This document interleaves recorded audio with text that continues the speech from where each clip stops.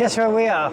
Well, today, guess where we are then, my dear watchers? We are at the NEC for the Lancaster Insurance Classic Motor Show. So we're going to do two bits. We are. We're going to let Chloe go and do her bit and I'm going to do a run just through. do a wander around. So bear with me as I run through, talk gobbledygook. Gobbledygook, yeah, you always do that. Yeah, gobbledygook. Come and join us for the gobbledygook. And then Peggy's favourite bits. Yeah, then I'm going to take you around and show you a few other sections. We'll just discuss some of the cars. And I've also got a little surprise up my sleeve that you don't expect to see at the NEC. Is that why you're wearing long sleeves? That's why I'm wearing long sleeves. Oh, there we go. There we go. All right, see you in a bit. Come along.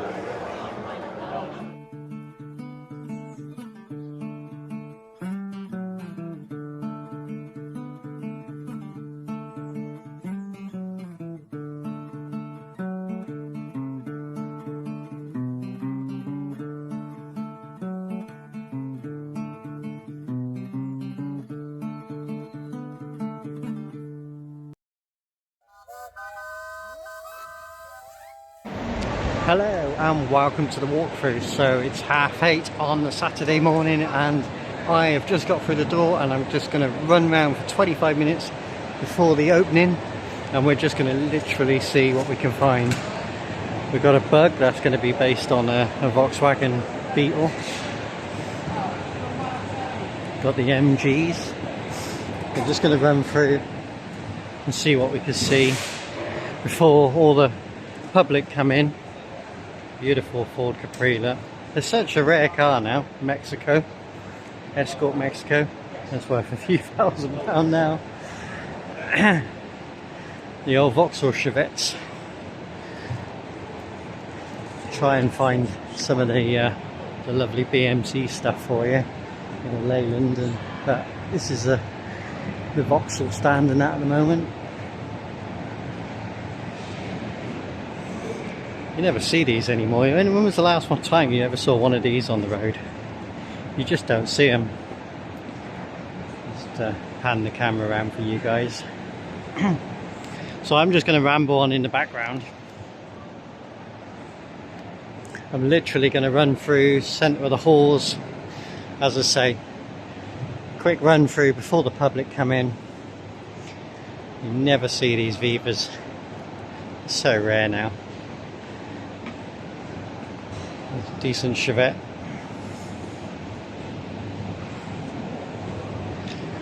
And the Cavalier used to be on every single street. That's a CD as well.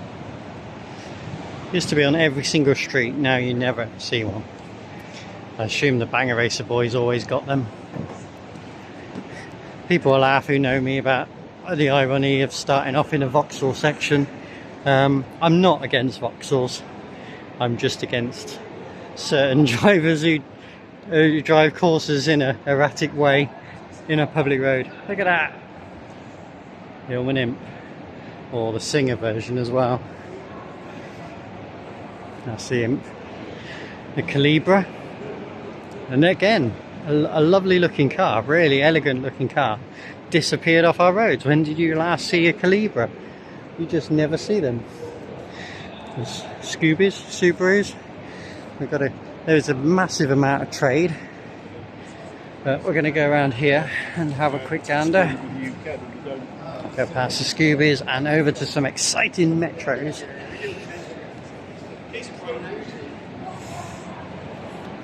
I haven't brought a gimbal today, so if you end up my nose, that's the excitement. Metro 6R4. What a beast.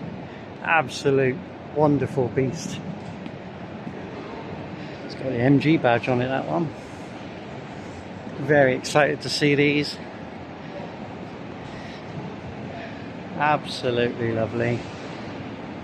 Really, really happy to see that. And if you know anything about me at all, I absolutely love that symbol. Right, let's have a quick run up here and then we're going to run round to the other hall. There's a Triumph. That'll be the Dolomite. That's the Dolomite Sprint. When I was growing up, my parents had a Toledo, which I think is the smaller engine version of that. That's what I believe.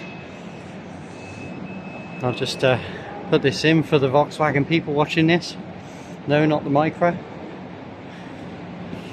Very, very tidy. Golf. Very tidy. Very nice job. I've just run through the trade. Give you a slow show of all the odd things you can buy. There are lots. While I've walked past a whole load of chrome. We love a bit of chrome. You get your pictures, your literature, and then you got your specialities, your coil packs, your distributors. You can even buy furniture. Why not? So let's have a quick gander. Is that, you know, the M25 Classics always bring unique stuff. I don't know where they keep finding it.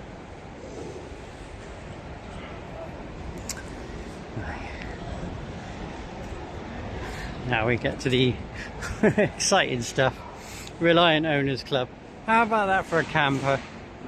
The Fox RV. Absolutely brilliant bit of kit. Fiberglass body.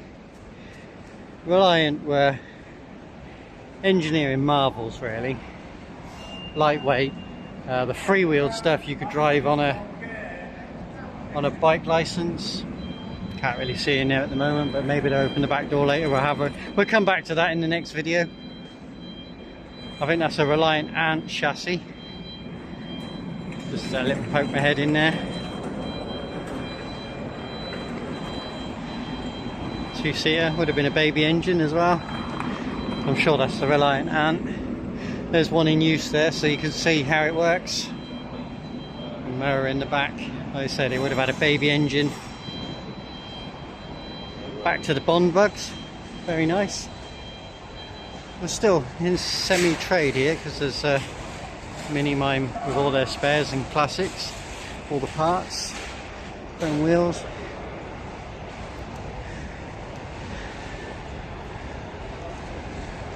Going back into Bond now, Bond Owners Club. Ever fancy something on the road that probably gives you a massive thrill but at the same time scares you half to death, then Bond is probably for you. Right up my street. I do love small engine, small car stuff, which leads us over to the Messerschmitts. Oh yes, exciting, exciting, look at these. Well, wonderful is that? I think famous on the TV for cousin it. But I've never had a go in one. I would absolutely love to have a go in one. We're going to come back in a later video and have a look at them a bit more closely, but this is just the run through. But really pleased to see them.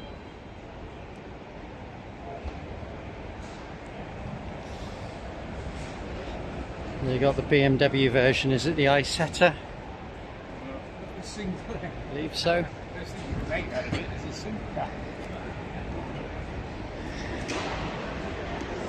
Yeah, Isetta, I thought it was. How lovely is that? I'd leave it in that condition as well. There's Steph from My Driver Classic. Oh, you mean later? You mean just... I got the Land Rovers.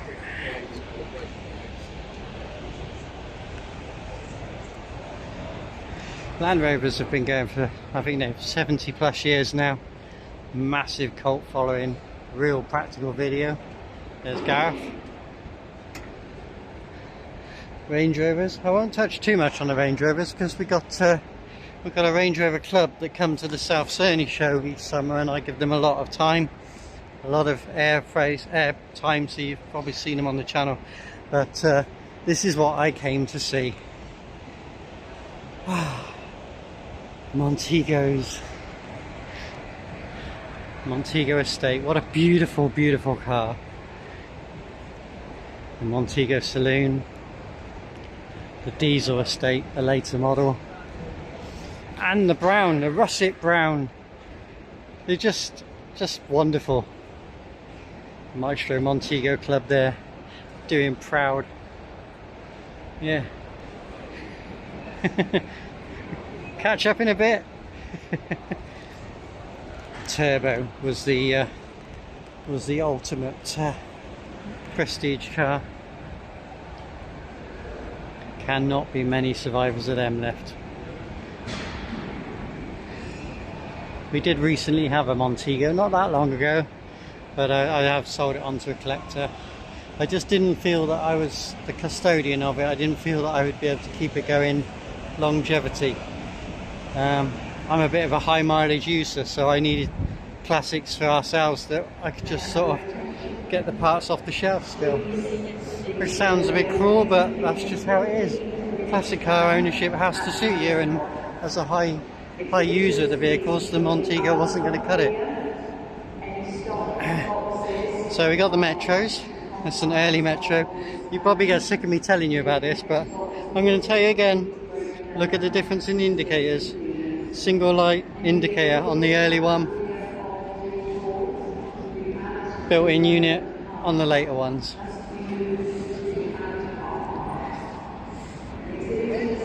Every Metro owner has to fix. A bit of DIY. We've still got Nippy Norm. I will be getting him back on the road for 2025. He has a suspension unit failure at the minute, so that's why Nippy Norm's not been in any of the videos. Right, then we go over to this 800 Club. That's a later round nose 800. And the Sterling. Beautiful. The executive cars. And I'm just going to take over now. We got the Rover 200 Club. Obviously I came here today in a Rover 200. Wilson has brought us here. Really nice to see. I kind of wish mine was in that condition, but there's only, when I last looked, 36 214s left on the road, so the numbers are small. The 416 is the saloon version. The 214 is the hatchback, and then you got the sports coupe version, the 2-door version, or 3 doors I should say, and then obviously you got the cabriolet as well, the 400 cabriolet. Slightly bigger engine. Some people say they're a bit they need a bit more stability, they're a bit flexible. I've never driven one, can't tell you on that one. We're going to go over and have a quick gander at the MGF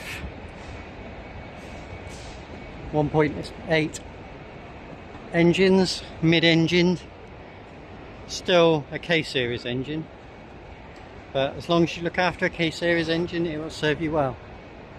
I believe that's an MGB, another F. They did traditional colours on the old MGF range. I don't know how many is sold, but they're generally quite a sought after car now. It's a hardtop one. I never see many hardtop ones. Traditional racing strip. Now we get to the Morrises.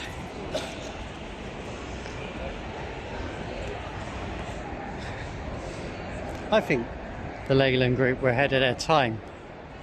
You know, they use that door handle on the Lotus. Absolutely lovely. I don't know why they always went with brown interiors. It was just a thing of the 70s. Brown was used heavily in the 70s. I just think it was longevity. It was to make the interior last a long time, I think. So you got the Marina Saloon there, again with those famous door handles. Some later edition wheels on that. I prefer the original wheels, but I appreciate they might not be practical or easy to get hold of now. But absolutely lovely to see. This is Alex filming while I'm filming. This is Peggy. Yeah, we're filming each other. Hello. Hello, how are you? Yeah, very good, yeah. Got Chloe from Ratz. Yeah, that's it. We'll catch up soon. Yeah, take care, have a good day. There's the Allegro estate. Now this is the ADO 16, Austin 1100 and Austin 1300. Obviously did a Worsley version as well. They're hydroelastic, so they're on the same suspension as the early Minis and the same as suspension as the Metro that has let me down. But yeah, hydroelastic, really comfortable cars, and obviously they're famous for Basil Fawlty bashing one over the bonnet with a bush. Oh, there is just so much. The Austin Maxi. Now, the Austin Maxi didn't have great rep at the time when it was released. It was kind of classed as dated already compared to its Ford competitors who were releasing things like the early Escort and that at the time, and the Fiesta. It just didn't quite cut the market. It was being left a little bit behind. If anything, they'd left it behind too much. They were still focusing on trying to replace the Morris Minor and phase out the Morris Minor.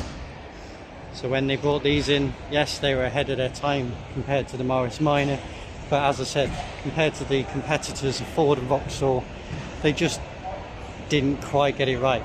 Now, quite an iconic car, quite sought after. Their values are going up, not where they should be. I think they should still be valued a little bit more, but hey ho, they are what they are, and these ones have survived. So it's fair play and credit to the owners who have bought them here today. Really chuffed to see them. Glad they survived, and they're flipping immaculate. Absolutely lovely. I bet they're low mileage as well. So I'm just going to run past the over to the Princess stand, the gem of Leyland. Now these cars were probably 10 years too early. They're ahead of their time, gone for future design, future look. Try and bring cars from the late 60s, and they were trying to bring the 70s into a new look, a new era. I don't think the people were ready for it. The only thing that's a bit weird about the Princess is other cars at the time had a large tailgate with big access. The Princess didn't. It was still a boot saloon vehicle. The Ambassador was later released, I believe 79, and they finished in 82. I think the Ambassador only had a 3-year run, but the Ambassador obviously was a hatchback version of this car. But yeah, nice to see Princess here. Not only just a Princess, 3 of them. 3 of them, rare survivors. Also on the hydroelastic suspension, I believe. May be wrong on that, but very nice to see them here today. Is that a 213? It looks like it. 213. Very nice, very nice. That's a Vanden Plas model, top of the range. Very nice. Another late Metro. Then we got Matty Metro. Right, we're going to run back round now because I've done these bits. So I'm going to shoot down here before, like I say, I'm trying to just do a quick run round before the public opens and all pour in, because then it gets a bit harder to get around the cars. I'm just going to stop. These are the cars that are on display. This one has caught my eye. I always like something I don't know about, and I do not know what that is. Auto Bianchi van. Now, I have never seen one of these. Never seen one. I'm guessing, without reading it, that that's probably Italian. But yeah, that's the first. I'm going to come back and look at that a bit later today. And I know earlier I said to you about the door handles. So there's the famous Lotus. There's the same door handle. Gareth, if you're watching this video, might have a good laugh. We had a 213 and I swapped it for a Ford Orion that had the most awful cherry bomb exhaust on it. It would have been a good car had we sorted the exhaust out. We didn't keep it very long, but I don't think I did wrong. I mean, the 213 is a beautiful car, but also the Orion, this is the Ford Orion, they were elegant cars, a really decent, practical, well built family vehicle, comfortable, reasonable on fuel. You get the 1.4 and the 1.6. Just really sort of a proper Dagenham motor of its time, really. If you went fast enough, your indicator lens flew off. You'd often see them around with no indicator lens. They'd have to replace them. Or the other fault on these was the sunroof would leak, make everything damp, and then it would rot your sills out. But as they do. But yeah, nice to see a surviving Ford Orion. Obviously it's the bigger brother, or it's basically the Escort Saloon. But again, nice to see one here. Let's just have a little gander up here. A mini jet black, absolutely immaculate. Oh, wouldn't you be so proud to go into a shop and buy that today? Why can't they make cars like this again anymore? And don't say safety. I don't believe running around in all these massive tank things now is safer, because people can't drive them. These minis were wonderful. I'd be so over the moon to buy that today in a car shop. So yeah. Then we got the 75 and the MG ZT. The MG ZT being the sports model. This is a 75. I think the top model was called a Connoisseur. Might correct me on that, but I think the top model was a Connoisseur. This is a 75. My granddad had one for years. It's got the BMW diesel engine in it. He absolutely was really proud of his car, and he had it, and it served him well for many years. That's also a 75. They made them very elegant. Yes, it did have Jaguar styling at the time, and obviously it was the opposition for the Jaguar. And they were used by government departments, they were used by royalty. They were a proper executive car. Very elegant lines, very smooth, very nice car.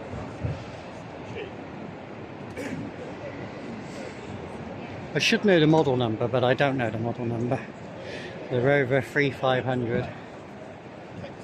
So, Chloe, slap yourself. How do you not know the model number? The build number is what I'm referring to. Because I'm going to take a guess. It's a P4, P6. Oh, it actually says it up there, P6. All BMC products had a build number, like the Austin 1100 is an ADO 16. Obviously they had the P4s, P6s, and the Rovers, the 214s and that are R8s. You got R4s. They all had different and representative build numbers. Same as this one is the SD1. Built for an Indian market. The Indians were in India, were trundling around in Austin, Cambridges and Oxfords and so on, and Rover decided that they would build a vehicle that would serve a replacement for those 50s and 60s chunks that were still driving around on that continent, and they came up with the SD1. Unfortunately, very heavy on fuel. The 70s fuel prices hit, and it hit sales because people didn't want to put fuel into a very heavy vehicle. And also, in the time this was in production, people are struggling with the 3-day week, the power cut off, the strikes. It was a pretty rough time in the 70s, and British Leyland were affected as well. You know, they had the strikes and so on, and it affected build quality, and they suffered. I'm sure these four that are sat here today are probably in much better condition now than when they actually left the production line. It's just a legacy at the time, unfortunately. Now I've run into the what I believe to be the auction section now, but we'll just have a quick gander around. Ford Granada. They're just getting so rare now. I think that's a fair price for that one, actually. 15995 2.8 GL auto. I prefer a manual myself, but I do think the 2.8 is where auto. Yeah, very good. E-type Jag. Early Morris, not quite a low light, but it is a split screen, so I'm going to go, it says on there 53, that's earlier than I thought. So the side of that is the same as our later 58, but it does have a different front and obviously the split windscreen. Triumph TR4, testing myself now. Trans Am. Triumph Stag. I've got to say it like famous Top Gear Stag. And then the Jags. The Jags don't really cut it for me because I'm a working person's car. I just like everyday on the road cars. I'm not really into sports cars. As a petrol head, that's a really strange thing to say, I suppose, but I appreciate them. I appreciate what they are, but they're not for me. That is an early Alfa Gelatolo Sprint. Geletta. There cannot be many of those left. It's a 309. There used to be a lot more of them around. I love the sports wrap around the windscreen. The whole tailgate lifts up inside the spoiler. I think they were ahead of their time, to be honest. That's an early 90s vehicle. It's on a private plate, so I'm going to guess it's about a 92. Does it say it on there? 88. It was earlier than that. Just an early one. They were ahead of their time. They were a real modern looking car when they were released, and they're a really modern looking car now. There's a nice shiny Triumph. Mustard. Different choice. I quite like it. I think that's the 1300, isn't it? Yeah, that is 1300 TC. Yeah, me and Peggy actually had one for a short while, and I absolutely love the toggle switches. Don't know if I'll see it through the glass, but they have yeah, you're not going to see it on the camera, but there's toggle switches. I just love the toggle switches. I don't claim to know much about pre-50. Anything that's 1950 or pre, I appreciate it. I'm not knowledgeable on pre-50s stuff. It's a strange array of seats. Very strange. The famous Rover BRMs, they all have this orange bottom grille air intake. All the BRMs have that. It's that's a standard. What isn't standard is this interior. I don't know. I don't think BRMs came with that. I think that's something else, something special inside there. The Royal Enfield bike, an early Metro. Only 3,700 miles. That is absolutely ridiculous. Why would you buy a car and never ever drive it and leave it alone for several decades? Whoever buys this is buying one of the very last of the Metro Cities. That is beautiful. The only thing with the Metro Cities, and I don't know if they've changed this one, they tend to be on metric tyres. And they are indeed. That is on 315s. You cannot get those tyres anymore. So they've obviously polished up some very old tyres. 315s are between 12 and 13 inch. They're an in-between size. I can't quite remember why Austin Rover decided to do that, but they decided to release this tyre that's basically 12, from memory, you're pushing me now, I think from memory they were 12.4 inch. So if you buy a 12 inch or 13 inch tyre, it's not going to fit on those wheels. The only way around it is you have to buy some MG Metro alloys. They are the only same PCD, so you have to put that on later alloys. You're not going to get no 315 tyres. They just don't make them anymore. It's a mould that just doesn't exist anymore. So that is one fault of that. Other than that, it's immaculate. So yeah, whoever buys that, does it say how much it's up for? Don't know. Oh, I think it's on there. £10,000. So £10,000, change your wheels, and you've got yourself a really good, usable, almost new classic car. That is lovely. But you'd want to keep it in the garage now. They rot like anything. A modified Ford. Can line, yeah. As I say, we're not in the exhibitors bit now. We're in the sales bit. I need to get through to the exhibitors bit. MR2. So we'll have a look at those later. That's a nice little thing, isn't it?